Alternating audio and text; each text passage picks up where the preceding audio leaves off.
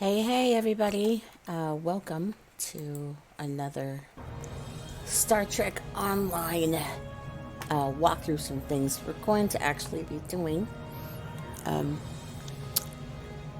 I just came back, so I haven't actually played since the end of 2015. It's been about 5 years I came back. There are lots of things to catch up with, lots of builds, lots of changes. When I left, top tier things you could get was Mark 12. Now it's all the way up to Mark 15. 50 was the highest you could get. And now we're looking at Admiral and up instead of Vice Admiral. So we got some leveling up to do. That means missions. So we are going to do a mission that is called Sunrise. We're here at Deep Space Nine. You can recognize it there. We docked for a minute and came back. There's our favorite deep space mission station. And we are actually beaming up a specialist to get started on our Thank you for the pickup. mission. I'm Tenora Zuval. Let's get started. My preliminary observations show some kind of unknown stellar problem. This unexplored system near Ferenginar is undergoing solar death. Basically, it's as if the star is going out suddenly, but there's no good reason why. We need to get close enough to take some readings and see what we can figure out. Alright, well, let's get this going then. Did some restructuring with the ship, did some upgrades, as high as I can go. Just with my Omega set, my Omega deflector and engines and whatnot. Still have to work on the weapon systems, but it's better than what we had, so let's get going. So if you have not done so yet, and you're liking all these games, there's lots of new things I'm throwing at you. Please remember to like this video, subscribe, and hit that notifications bell so that you know exactly when new videos are coming out. I have a plethora of different types of videos because, you know, there are many facets to my life, and gaming is just one of them that I enjoy. This is my stress reliever. A way for me to be able to socialize with other people who like the same thing I like. So let's get started.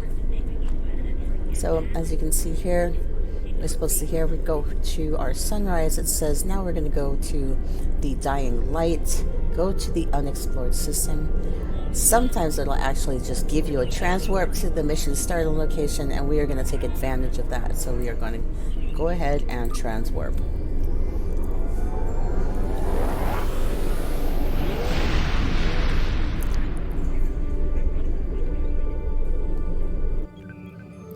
Alright, now this is the first time I've ever done this. I have no idea what to expect. That means that on a lot of different fronts, I am completely unprepared. This will be as new for you as it is for me. So let's get started. So we see the system boasts a bright G1V. You can see the super nice blue star. There's no reason why it should be going out when it's brand new like this. This gas giant. Right, so we're going to check this out.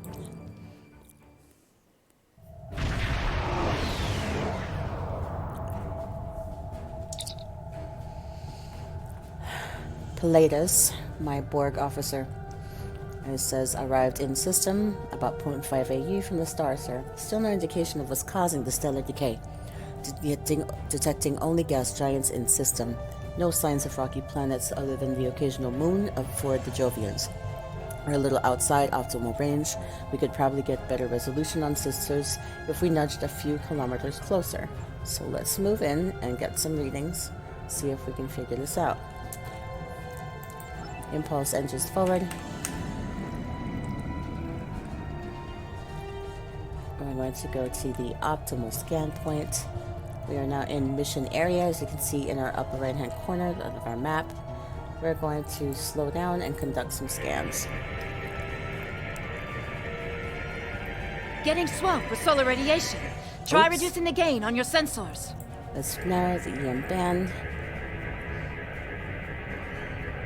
Initial results don't make any sense. The star's core reactions are failing, but it still has so much mass that it should be conducting fusion. It's as if it suddenly decided that it was no longer going to do hydrogen fusion, just heavier fusion processes. Well, let's collect some more stellar particles and see if we can find any clues with a more detailed analysis. This kind of matter is ejected during corona events. We should be able to collect some with your ship's ram scopes if we head to one of the ejection zones. Well, let's go where we can take some samples. Looks like we have 2 points behind us.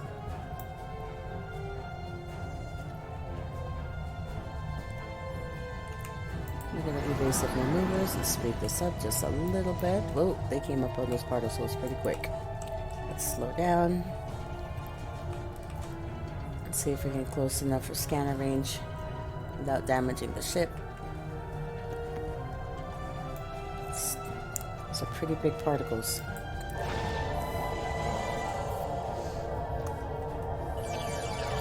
Oh my gosh, it's a mini game. Mini games, mini games.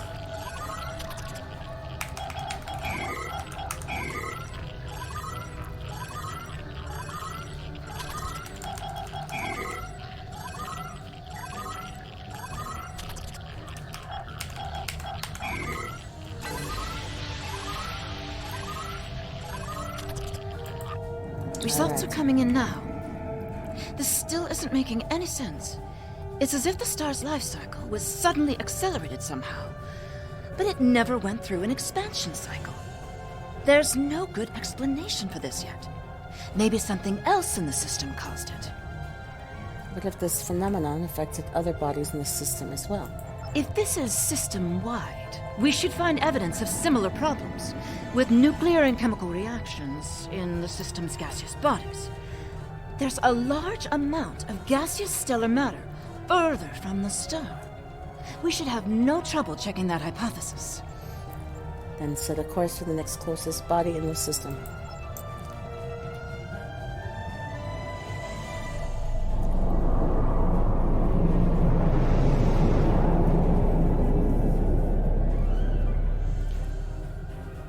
This is very strange.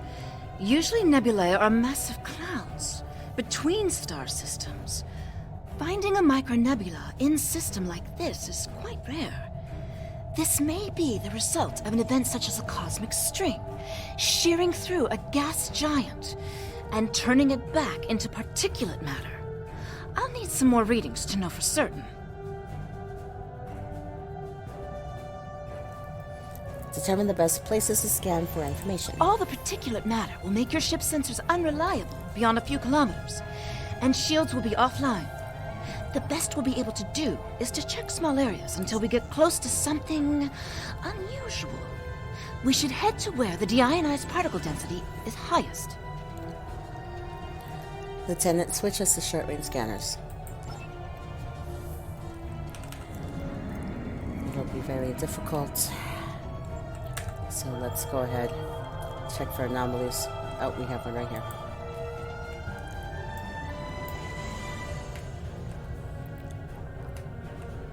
Sample these particles. Deionized particles, icy fragments, trace amounts of inert materials, picking up low-level distortions, probably from impulse engines. Another ship may have been here recently. Let us keep searching. If there's another ship here, we should see if they know anything.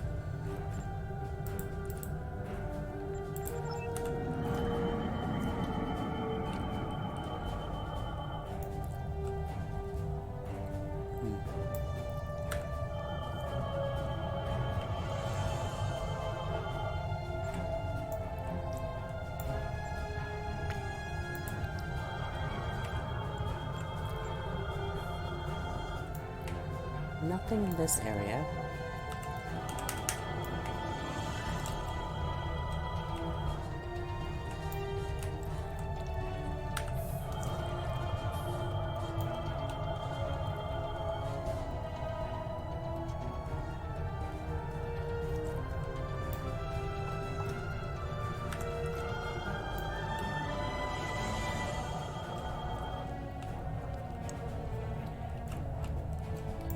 Basic mapping is not available.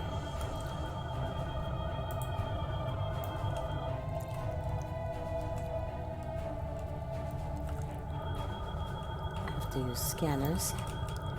And that means slowing down just a bit.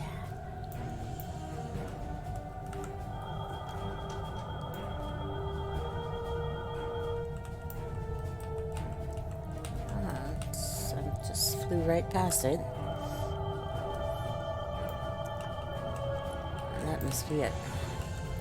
There we go. Found you.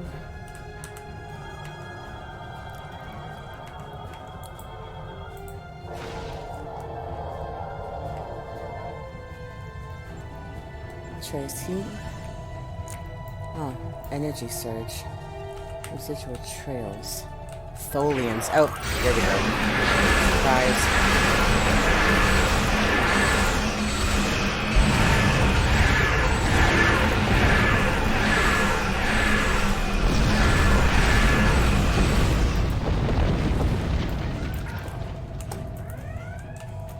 It's a mesh weaver. Alright.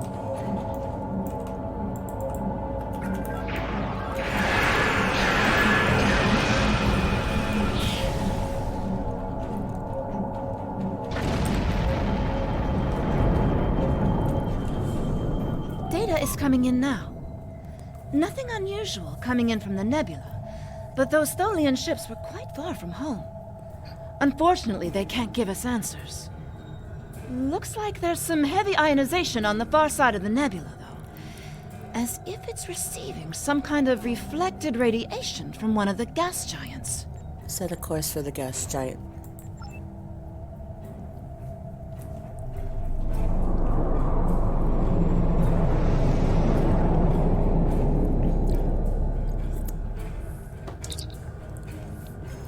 Large asteroid. Reading on this gas giant, sir. We're reading a few metallic asteroids. Some low-level radiation, maybe some additional clues, but nothing concrete. There's a lot of small debris moving at high speed. Here, nothing we can't clear up with our weapons, but we need to make sure not to miss. Helm, stand by for evasive maneuvers. Set a course for the largest radioactive asteroid.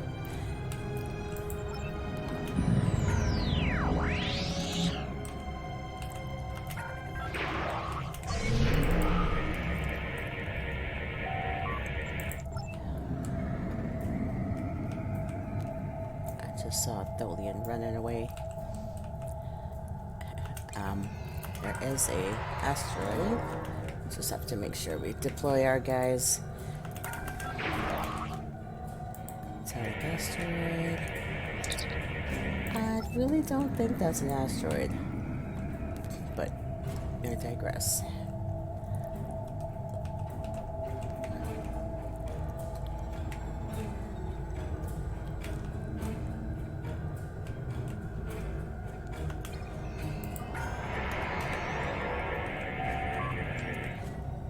See, large amounts of nickel, titanium, uranium, lots of silicon. Something interesting, the asteroid has been excavated. Along one side, looks like someone used a primitive mechanical probe to crack part of the asteroid and remove some of it. Low-grade warp signature, nothing sophisticated. Someone's been here, but probably not with that kind of technology that would explain stellar problems. So let's get closer.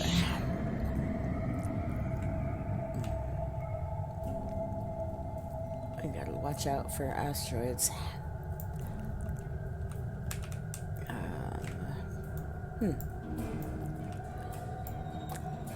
My stuff keeps changing.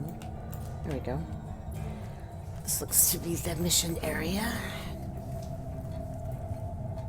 Plotting an optimal location for scanning the gas giant and its moons. Should be on the display now.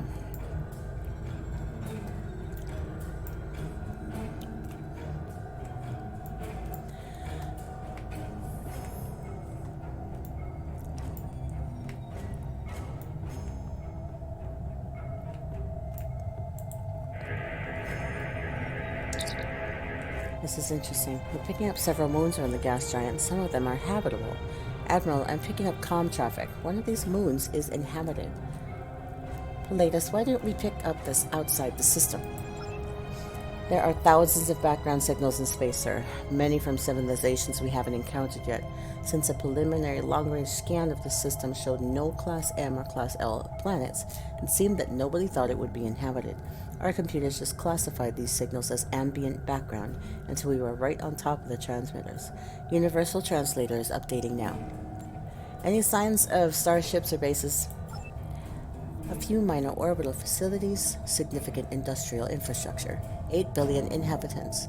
Sir, I'm picking up a few low-power warp trails, nothing the size of a starship. Maybe a handful of probes. There's evidence that we've come across an early warp-capable civilization here. Let's conduct a few more scans. If this is a warp-capable society, when we make first contact, we don't want to seem hostile. Greetings, unknown vessel. This is Administrator Kumarke. Please provide identification. This is Admiral Yardis of the USS Pavarotti. I represent the United Federation of Planets. Welcome to Lucaria. Visitors here are rare, but we're always gratified by the chance to meet and exchange information with travelers. I regret that you have arrived at a difficult time. You may have noticed that our home star has become unstable. I'm leading a project to try to reignite the star. Unfortunately, we've already suffered severe disruptions, and we have a lot of problems to tackle right now. We've noticed the problems with your star. We came to investigate why this is happening. These problems started only recently, just a few days ago. Our astronomers noted a significant shift in the star's output, and now it looks like it's guttering and dying. If we can't solve this problem, it's the end of our species. I'm the project leader for our solar probe team. We're going to try to restart fusion with a quantum chromodynamic accretion burst, but honestly, this is a colossal problem, and it may be beyond us. My ship is part of a larger fleet. We have advanced technology. We may be able to assist you. We have a solar probe ready that contains the booster module that needs to be fired into the star. It's capable of warp 2. There's a problem, though. The probe's remote navigation systems don't work. All of the interference from the solar flaring and guttering is blocking the signal. Could your ship get a trajectory plot so that we could set a pre-programmed course? We will look into it. We can use our astrometric computer to build a plot. Display the trajectory.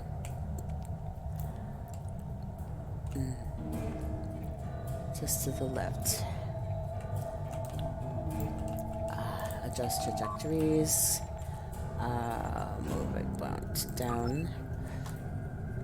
Move the second to 1 point elevation. It is currently at first point up. There we go. Point 2 offers 9.40. Offset. Let's go to the right. Oops. Let's go left. There we go. Done adjusting for this point. Display trajectory point.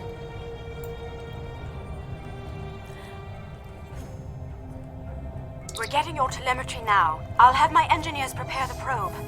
Let's see if this works. And the probe's made it out of orbit.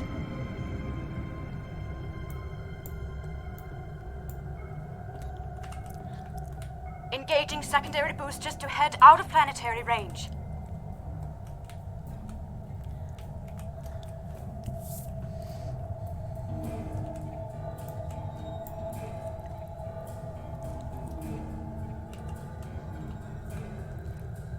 It's gone to warp.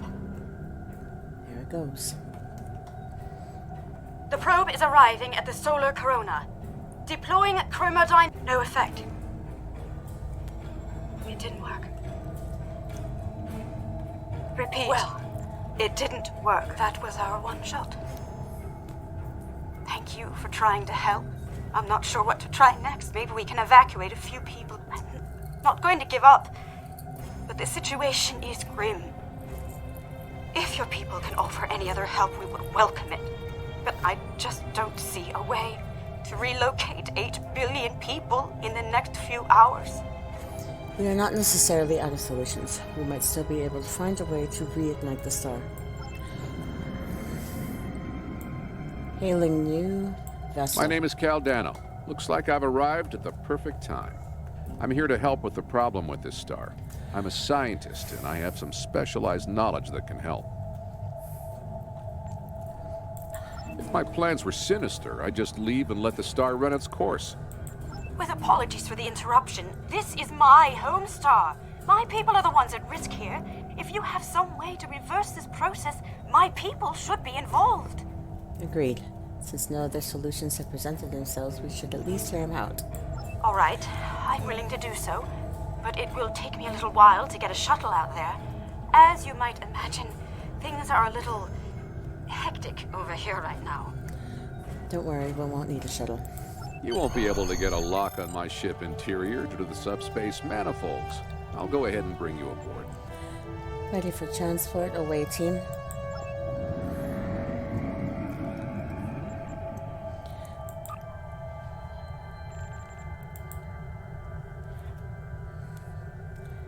Let's see. I actually need...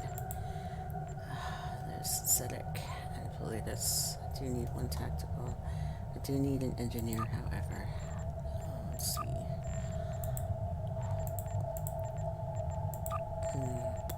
Where is... No. Oh, there you are, Ella. Okay. I'm going to have to make sure everybody's got their stuff. So, Ella, devices and shields, yes. Latest weapons, shields, devices. Inventory 4. We do have some shielding. That's fine. Thought is already got shields and weapons. Ella, you do need additional shields.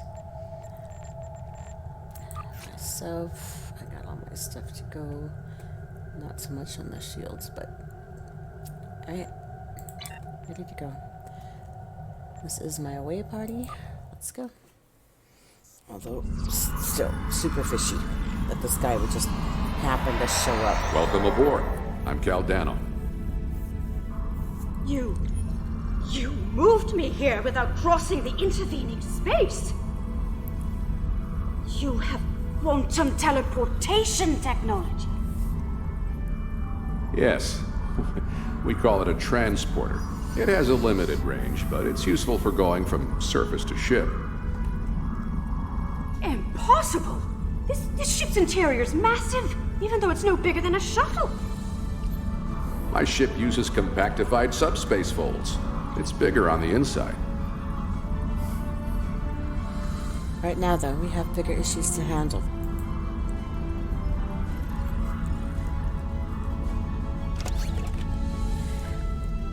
Well, let's see what... This is all quite overwhelming. This Caldano person is another stranger from somewhere else. And you're here to help with our dying star? Yes, we came to investigate the star, and now we are involved. Oh. Yes, I suppose I can see how a star suddenly dying might attract someone's attention. Normally, my people are explorers, and we would open diplomatic relations to engage in first contact, but this is not a normal situation. It's an odd coincidence. We'd probably never have met if it weren't for the trouble with the star. My people have never really had any desire to go exploring out there. We've sent a few probes and met a couple of neighbors, but we're happy at home, and we have what we need, so why risk it? I guess this crisis answers that question. The galaxy is bigger than us, and to survive, we need to look past just our homeworld. The United Federation of Planets makes the exploration and peaceful contact with new species one of its primary missions. It sounds like you have a lot of experience in meeting other kinds of people. Maybe if we survive this, we can take the chance and learn more about each other, to talk about what we might have in common and what we have to offer. I am sure that my people will want to open relations. Your experience here will make you a natural choice to participate in those discussions. What can I do to help?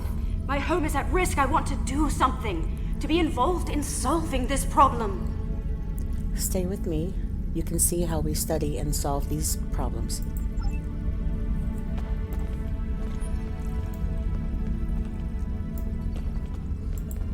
Welcome to my ship. Don't be alarmed. This vessel is from the 31st century, and it has some technology you may not recognize yet. I can assure you, though, that I'm here to help. That explains why I wasn't able to scan through your ship's hull, or how you are able to have technology that can repair a dying star. Correct. I'm associated with the temporal division of... Well, let's just say that I'm an ally from the future, and I'm here to save the Lucari star. So this involves changing the time stream. I have had enough of that recently. No, I'm trying to prevent changes. Someone's tampered with this star. It's not supposed to die out here. The Lucari don't disappear today, at least not if we have any say in it. I have some technology that can help, but we'll need to rework it in order to repair the star's fusion processes. What I need you to do is help me align this matrix to match the star's original spectrum. I'll try to. I'll regulate the device's main power state from this console.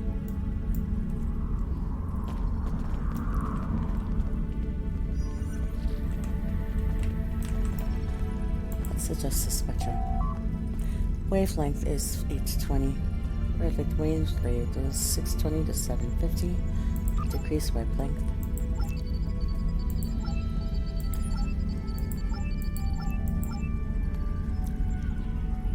Lock and wavelength.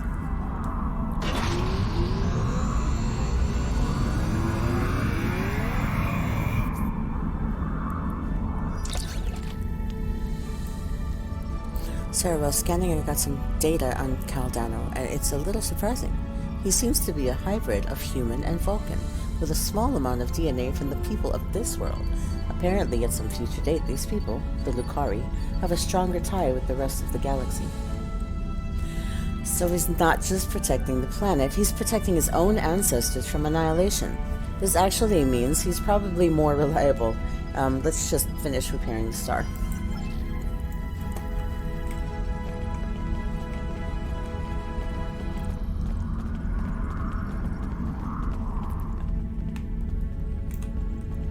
Adjusting blue spectrum. Here we go. Current wavelength is 545. Blue wavelength range is 450 to 495. Decreasing wavelength. Locking in wavelength.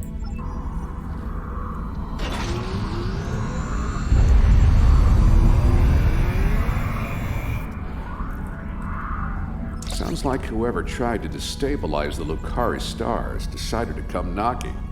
Let's see who... They're packing a real wallop! Shields just went down! We have incoming! Weapons ready. Prepare to repel borders. What are those things?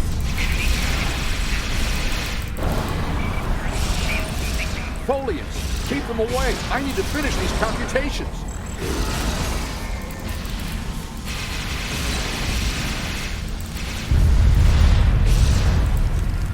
Fixing shields. Adjust.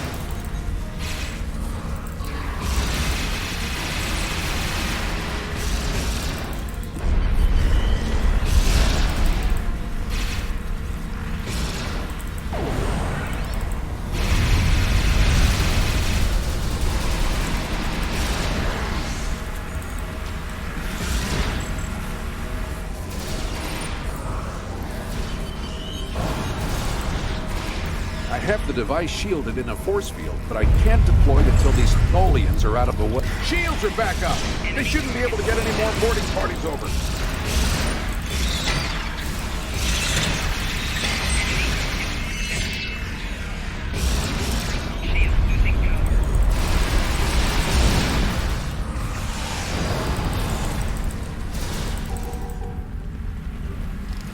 Alright. Looks like we got some goodies. Closing inventory. Taking items. Small shield. Taking items. Take all. Got it.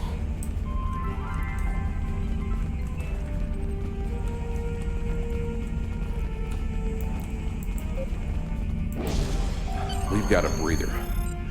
Now I just have to charge the device and prepare it for use. In just a few minutes, it'll propagate a quantum wave shift that should correct the star's stalled fusion process. You should head back to your ship, and I'll send the administrator back home. Away team, coming in.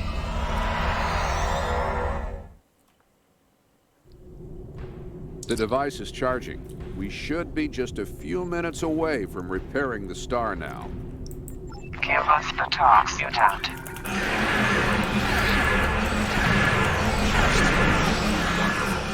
Now the Tholians want my squad of tanks again.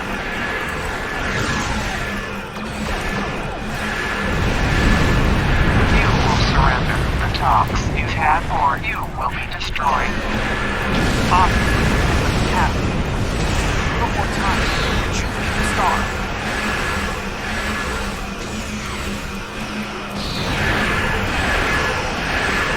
Probes away.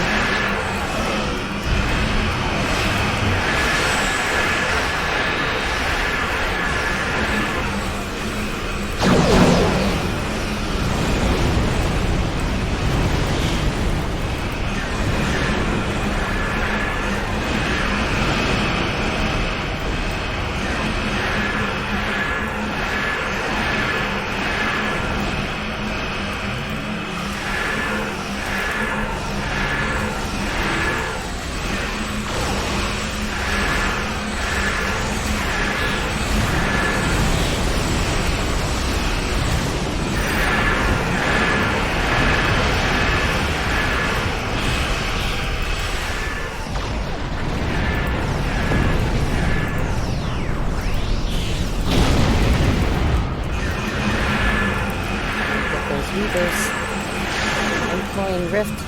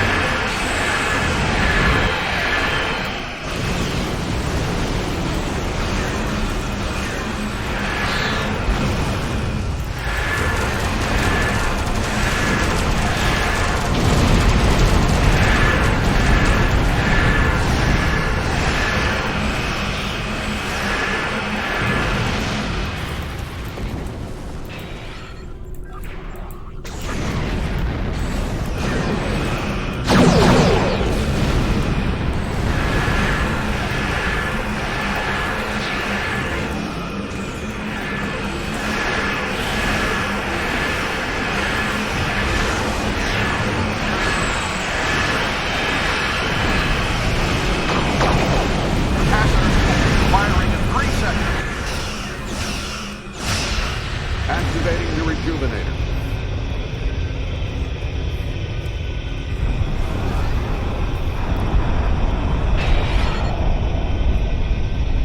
It's working! Look at the star. Check the spectral readings. The fusion process is reigniting, and it's returning to normal. Readings are stabilizing. The shockwave should barely be noticeable by the Lucari. Some of those ships have just arrived at our home system. They're attacking our homeworld. We don't have any way to repel starships like this. Please help us. On our way.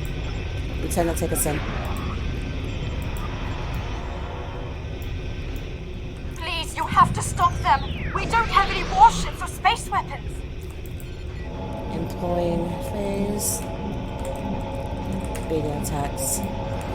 Evasive maneuvers. And brace for impact.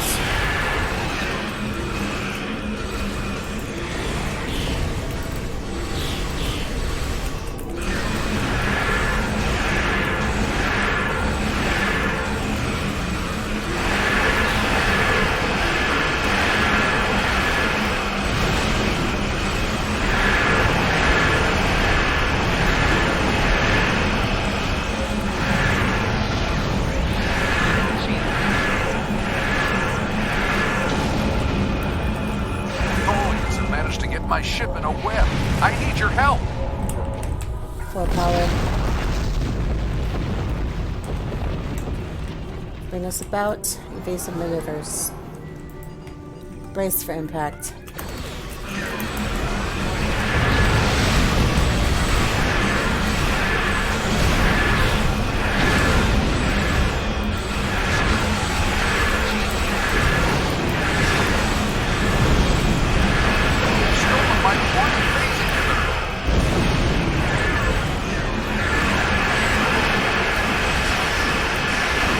Weapons battery.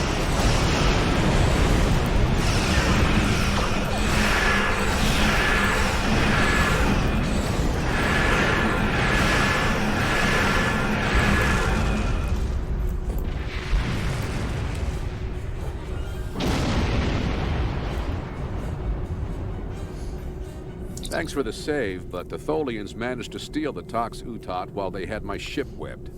That must have been their plan all along.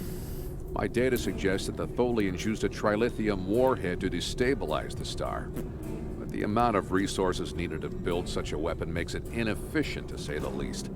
No, I suspect that somehow they knew that I'd come here to save this star, and that I would bring the Tox Utot.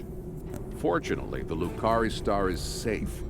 However, nobody else will be as long as the Tholians have that device. They could use it to snuff out or destabilize stars anywhere they want. We'll have to get it back from them somehow, but that means we'll have to figure out what their next target is. I have some thoughts on that, but I will need to do some calculations. These events and the Tox Utot itself are tied up in the temporal Cold War.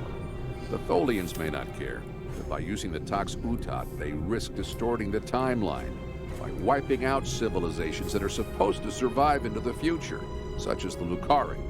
I'll be in touch. At least now the Lucari will have a promising future. Understood. Caldano is correct. You have preserved our future.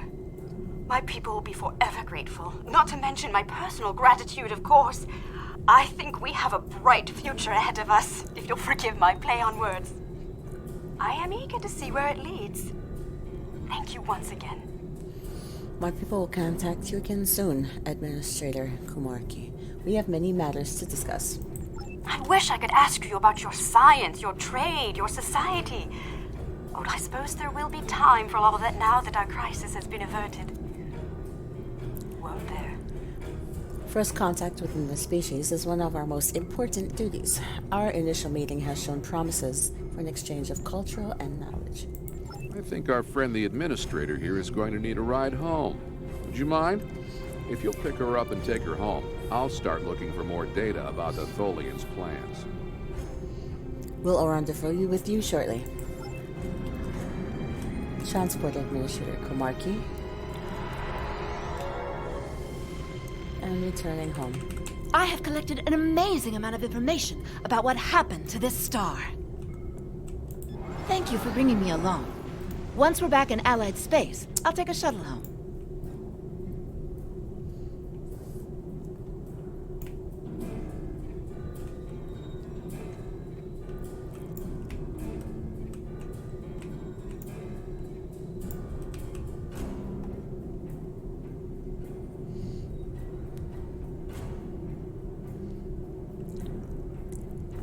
Goodbye, Administrator Kumarki.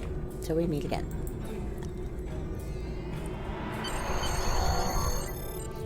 Seems that first contact with the Lucari has gotten off to a reasonable start. Now we just have to hope that when the Tholians show up again with the Tox Utot, we can stop them from doing anything disastrous. We are ready to leave the system on your order, sir. Lieutenant, take us out.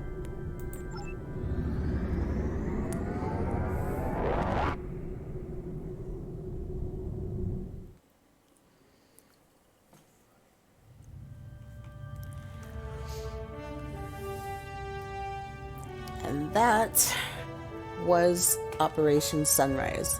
It's not that long. A first contact is a significant event for the Federation. We will be glad to open a dialogue with the Lucari people. Unfortunately, the loss of the Tox Utot is troubling.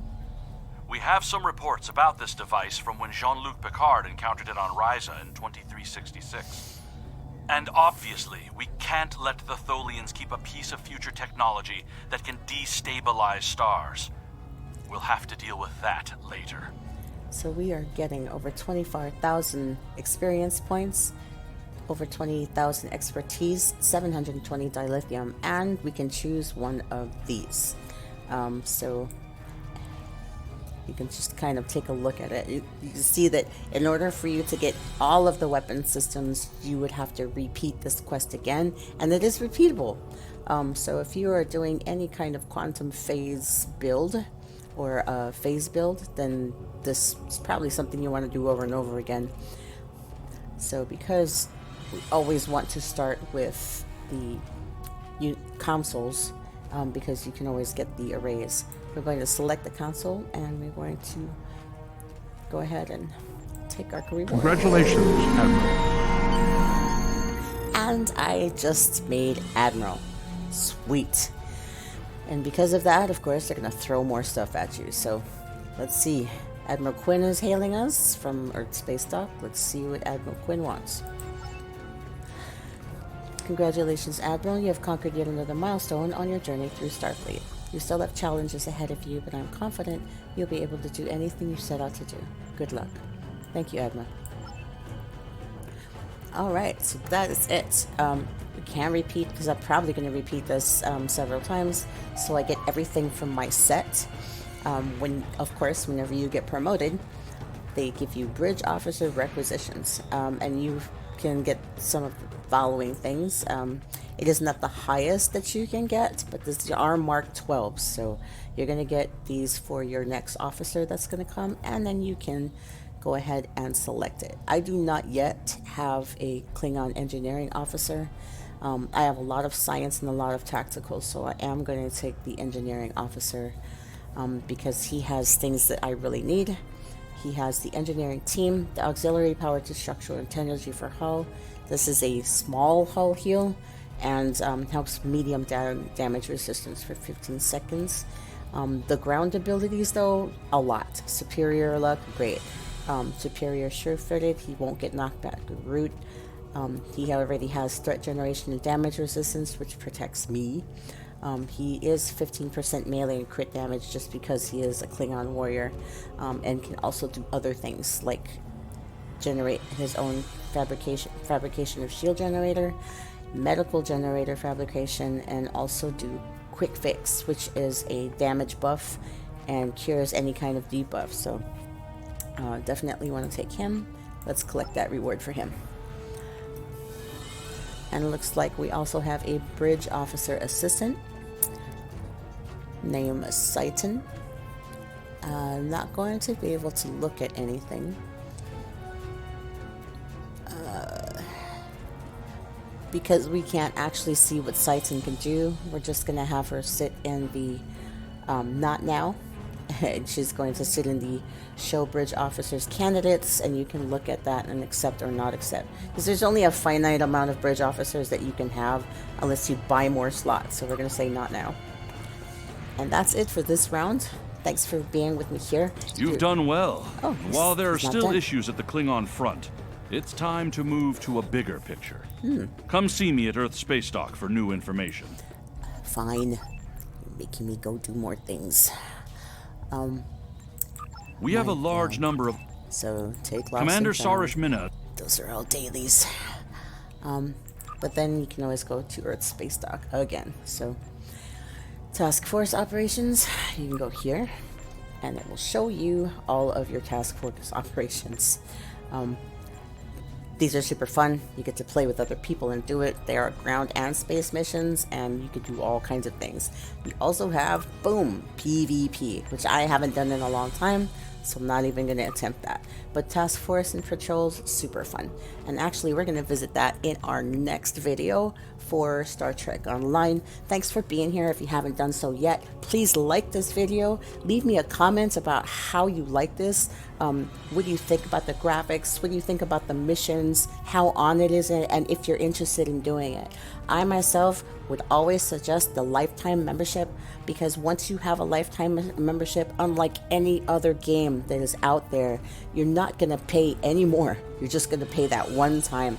No monthlies, no yearlies, no quarterlies, and you get access to a lot of things that a lot of people don't. New ranks, special ships, special gifts, just to celebrate and thank you for being a lifetime member on Star Trek Online. Me and my husband and a friend of ours, lots of friends of ours, we've been Star Trek Online lifetime members since 2014, and you do get Zen every month. I loaded with Zen after not having being here for like 5 years. It's actually over $200 worth of Zen that had accumulated over time. So, you know, that's just another additional cherry on the top of that sundae. So, if you like this, please leave me a comment below. Don't forget to hit that notifications bell. And we're going to go ahead and get started on some other things first. Thanks for being here, and I will see you again next time. Remember, and even though this is not my personal development video, it still goes no matter what we're doing, right? I want you to remember to be kind, be brave, be love, and be you. And I will see you guys next time, right? Live long and prosper, my friends. Live long and prosper.